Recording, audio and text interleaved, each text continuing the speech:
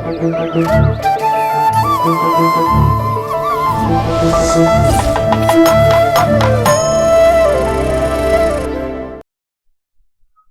Hero ஆகிவிட்ட music டைரக்டருக்கு இப்போது கையில் 7-8 படங்கள். மார்க்கெட்டில் ஓரளவுக்கு வியாபார அந்தஸ்தும் வந்துவிட்டதால் அவரை எப்படியாவது மடக்கி போட்டு இயக்குனராகிவிட வேண்டும் என்று ஒரு பெரும் கூட்டமே கதை சொல்ல காத்திருக்கிறது.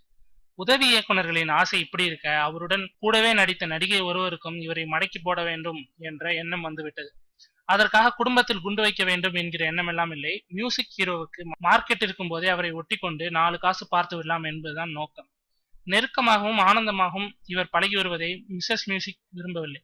அவ்வப்போது கணவரை எச்சரித்து வந்தாலும் எந்நேரமும் பின்னாலே போய் கண்காணிக்க முடியாதல்லவா?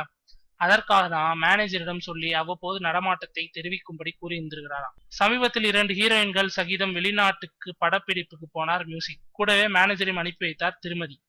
ஆனால் போன இடத்தில் நடந்த எதையும் போட்டுக் கொடுக்கவில்லையாம் மேனேஜர்.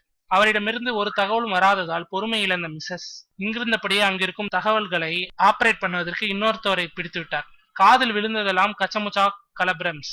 இவ்வளவு நடக்குது நமக்கு சொல்லாம விட்டுட்டாரே என்று காத்திருந்தவர் படக்குழு சென்னை திரும்பியதும் செய்த முதல் வேலையை மேனேஜரை நீக்கியதுதான். விசுவாசமா இருக்கணும், ஆனா யாருக்குன்னு தெரியலையே என்று புலம்பி வரும் மேனேஜர் மீண்டும் தேன் கூட்டை கைப்பற்ற பெரும் முயற்சி செய்கிறாராம். வெங்காயத்தை உரிச்சா விதையா கிடைக்கும், கள்ளக்காதல் பண்றவங்க கிட்ட வேலை பார்த்தா இப்படி எல்லாம் தான்ப்பா நடக்கும்.